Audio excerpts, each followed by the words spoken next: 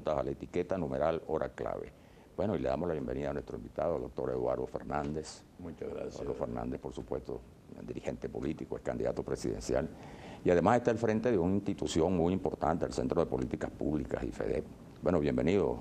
Muchas gracias, Manuel Felipe, muy complacido de compartir contigo un rato de conversación. Recordamos a propósito de este tema de las elecciones de gobernadores que ya se han anunciado para el próximo mes de octubre, que el año 1987 usted pronunció un célebre discurso en la Cámara de Diputados, el 5 de julio, ¿no?, donde, entre otras reflexiones, planteaba la necesidad de recurrir al voto para la elección de gobernadores, ¿no? En ese momento, los gobernadores eran designados por el presidente de la República. Era una de las manifestaciones más elocuentes del centralismo. En lugar de ser elegido por los ciudadanos que iban a ser gobernados por ese gobernador, el presidente lo nombraba, el gobernador lo nombraba el presidente de la República. Y yo decía que yo había visto cómo de todos los estados venía gente a traer queso de cabra de allá o conservas de leche de allá de Falcón, para estar en la buena con el presidente, porque el presidente era el que nombraba al gobernador. Claro. Entonces yo decía, ¿por qué no hacemos que sean los ciudadanos de ese estado los que elijan, para que los quesos de cabra y los queden en la región, se los regalen a los electores, a los electores? Claro. Es decir, era democratizar la democracia, había que profundizar la democracia. Esa era ya una exigencia muy acusada, muy generalizada, y había sido objeto de muchas discusiones cuando la Constitución de 1947, sí, cómo no, cuando el trienio, y se discutió mucho en la Constitución de 1961. Y se llegó a una fórmula de transacción que era un poco cínica, decía yo, porque el artículo de la Constitución de 1961 que se refería a ese tema decía: los gobernadores de estado serán elegidos por los ciudadanos de cada estado. Mientras se dicta la ley que desarrolle este principio, serán designados por el presidente de la República. Ley que demoró. Pero para aprobar esta ley se necesita una mayoría calificada. Y después al final terminaba diciendo: la ley que establezca el voto de los ciudadanos para elegir el gobernador no podrá ser vetada por el presidente de la República, que, como tú sabes, tenía derecho a vetar una ley y a pedir su reconsideración. De modo que era un artículo que decía: sí, cómo no, aceptamos que los gobernadores sean elegidos por el pueblo, pero mientras se dicta la ley lo nombra el presidente, y esa ley no se dictaba nunca. Nuestro liderazgo político fue muy centralista. Por cierto, yo siempre digo que el centralismo venezolano ha sido hecho por presidentes nacidos en la provincia. Curiosamente. Porque presidentes nacidos en Caracas ha habido muy pocos. Y muy excepcionalmente. O sea, son presidentes que nacieron en la provincia los que contribuyeron a fortalecer el poder del centro, o sea, el poder de Caracas, de la capital de la República. Entonces, yo planteé la tesis de la democracia nueva, que necesitábamos refrescar la democracia venezolana, que nos sentíamos muy orgullosos de la democracia que habíamos tenido desde el año 58, pero advertí: hay cosas que están funcionando mal, el pueblo no está contento. Por ejemplo, la designación de los gobernadores por el presidente.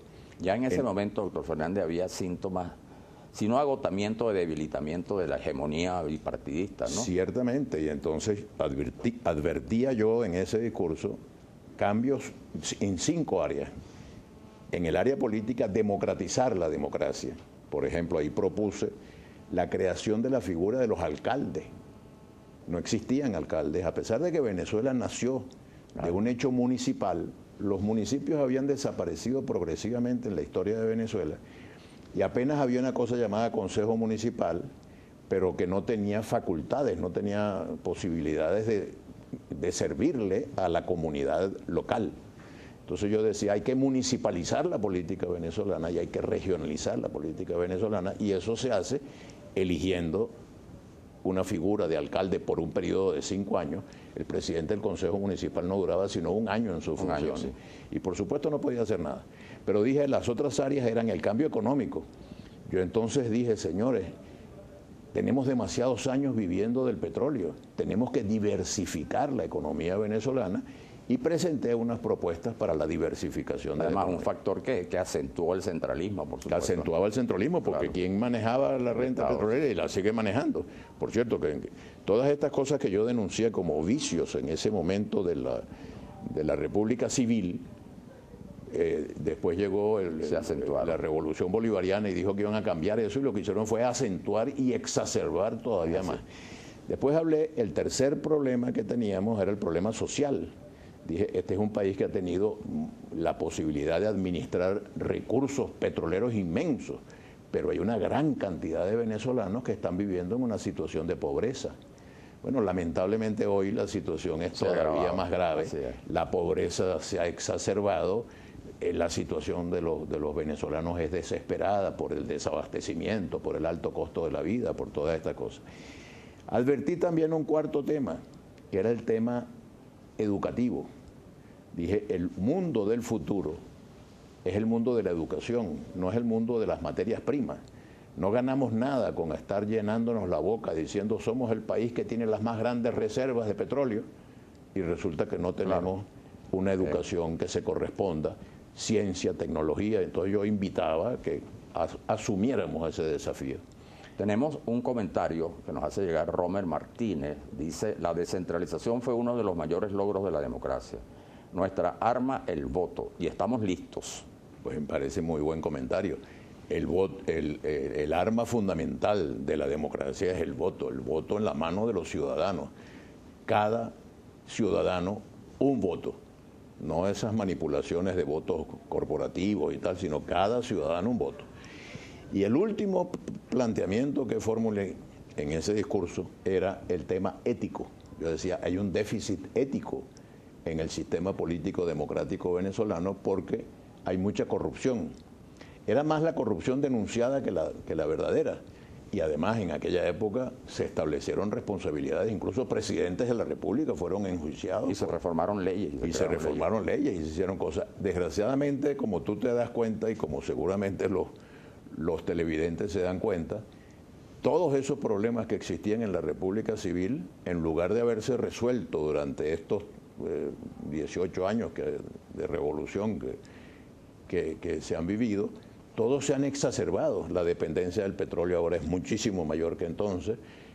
La corrupción es muchísimo mayor que entonces. El centralismo. El centralismo, el presidente de la República ha tomado en sus manos todo el poder. Ahora encima han inventado una cosa, un Frankenstein, una cosa monstruosa llamada una constituyente que tiene poder absoluto, de modo que vamos a elegir unos gobernadores y no sabemos si en definitiva esos gobernadores van a poder gobernar. Ay, que a propósito de eso, Bolívar Divisa comenta, las regionales no resolverán la crisis económica y menos política, solo la incrementarán. Entonces, ¿por qué no la detienen? Bueno, una pregunta. Bueno, yo creo, por cierto, que el cronograma electoral tan cívico y tan institucional me parece muy bien, pero yo creo que el país no aguanta que haya elecciones de gobernadores en octubre, el año que viene elecciones de alcaldes y a finales del año que viene elección de un nuevo presidente. Yo creo que el país necesita un nuevo gobierno ya, y creo que ese nuevo gobierno debería ser promovido por el actual gobierno y que se puede hacer además en el marco de la Constitución. Yo me atrevo a aprovechar este espacio en la televisión, Manuel Felipe, para proponer una idea al presidente Maduro. Por supuesto. Usted ha dicho que va a buscar el diálogo, incluso en términos muy radicales, por las buenas o por las malas. ¿Por qué no se trata de nombrar un vicepresidente de la República que sea aceptable para la opinión pública, que sea aceptable para todos los sectores de gobierno y de oposición, y que el presidente ayude a que se forme un nuevo gobierno que pueda acometer un programa económico, dándole paso al vicepresidente para que dirija el gobierno y que el vicepresidente, como presidente en ejercicio, forme un gobierno de unidad nacional y se tomen las medidas económicas que resuelvan el problema ya, porque el país necesita que el problema económico se resuelva. Fíjate qué grave es la situación, que el año 2012 Venezuela estaba produciendo 3 millones de barriles de petróleo y vendíamos a $100 cada barril. 2017 va a terminar con 2 millones de barriles de producción, si acaso, y vendidos a $40. El gobierno no tiene dinero y está desesperado porque no tiene recursos para financiar los alimentos y las medicinas que se necesitan. Un cambio de gobierno podría generar una confianza muy grande. Desde luego que se hagan las elecciones que tienen que hacerse, además con gran respeto y con gran transparencia. Pero yo creo que el país no aguanta esta crisis tan grave durante tanto tiempo más. Justamente hay una pregunta relacionada con el tema. Sembrando Futuro dice, doctor Fernández, ¿qué lectura le da usted a estos acontecimientos políticos? ¿Cree usted en ir a elecciones? Mira, yo creo que la mayor fortaleza que tenemos los que queremos un cambio en Venezuela es el voto. No podemos renunciar al voto porque es nuestra mayor fortaleza. El gobierno, su mayor fortaleza son las bombas lacrimógenas, la represión, las armas. La mayor fortaleza que tiene la fuerza mayoritaria del país para promover el cambio es el voto. Con ese voto, con esa arma, con ese instrumento, se logró la más brillante victoria que haya logrado la oposición en estos 18 años, que fue en diciembre del 2015, el triunfo de la Asamblea Nacional. Sí. Desgraciadamente después hubo una cantidad de contradicciones, empezaron a amenazar al presidente que lo sacaban en 6 meses, que se iba a convocar un referéndum revocatorio, que se declaraba que el presidente había abandonado el cargo, es decir, una serie de cosas que en definitiva no se correspondían con la estrategia electoral que permitía hacer las elecciones de gobernadores cuando tenía que haberse hecho. Porque hubo muchas declaraciones de líderes de la oposición que decían no es prioritario la elección de gobernadores. ¿Cómo que no es prioritario si está ordenado por la Constitución? Y era además lo que procedía. Era lo que procedía. Y eso hubiera hecho el papel del referéndum revocatorio, porque un resultado con más fuerza, ¿no? De caramba, con una fuerza enorme. Bueno, tenemos también que comentar la experiencia de estas elecciones de gobernadores y de alcaldes, ¿no? De 1989. Pero hay una pregunta, presencia pastoral, dice doctor Fernández, en la democracia los problemas se resuelven con el voto, pero en la pseudodemocracia, bueno, eso está más o menos respondido. Es más o menos lo que planteamos, yo comprendo. ¿Cuál sería el balance de estos años donde hemos tenido elecciones? Yo creo que han surgido liderazgos, que se ha complementado la democracia, que se ha democratizado la democracia, pero es que además en el mundo contemporáneo hay dos tendencias aparentemente contradictorias. Una es la globalización, pero otra es la descentralización. La globalización parece que fuera unificar a todos los países, pero la descentralización es fortalecer las instancias locales de gobierno. Los problemas de Capatárida los conoce más el alcalde de Capatárida que el presidente de la República en Miraflores. Entonces, ponga un gobierno en Capatárida que pueda atender los problemas de la comunidad, un gobierno regional que conozca bien los problemas del Estado Falcón y atienda los problemas del Estado Falcón. Por eso yo creo que en estas elecciones la oposición no debe estar con repartos de cuotas partidistas, sino tratando de buscar la mejor gente, los mejores candidatos o candidatas, como se dice ahora, las mejores personas para que dirijan al gobierno, que sea gente que entienda que el gobierno es para servirle a la población y no para servirse del erario público. Hay una situación, ¿no? Las elecciones se han celebrado, ya comentábamos la fecha de las elecciones, dentro de un marco más o menos democrático. Pluralismo. Y pluralismo, sí. Estas se realizan en un contexto muy especial, con un cuadro de violencia que hemos vivido en los últimos meses, con una conflictividad que no cesa, sino que más bien pareciera que se acentúa, con una presión internacional cada vez también más fuerte. ¿Cómo vislumbra estas elecciones en este contexto tan especial? Efectivamente, el marco en el que se desarrollan estas elecciones es complicado. Por cierto, permíteme recordar que yo tuve como gran satisfacción cuando fui secretario general nacional del Partido Copey, que la última campaña que yo dirigí le dio a Copey 12 gobernaciones de Estado. Incluso el titular de un periódico nacional decía, se pintó de verde el mapa de Venezuela. 12 estados fueron ganados por la votación social cristiana. Una semana más tarde yo puse mi cargo a la orden, me retiré de la Secretaría General y me dediqué a otras actividades. Pero en este momento es importante que la oposición procure de todas las maneras posibles tener muy buenos candidatos y candidatas, gente de mucha integridad, de mucha honestidad, hacer todo el esfuerzo para impedir que se hagan trampas.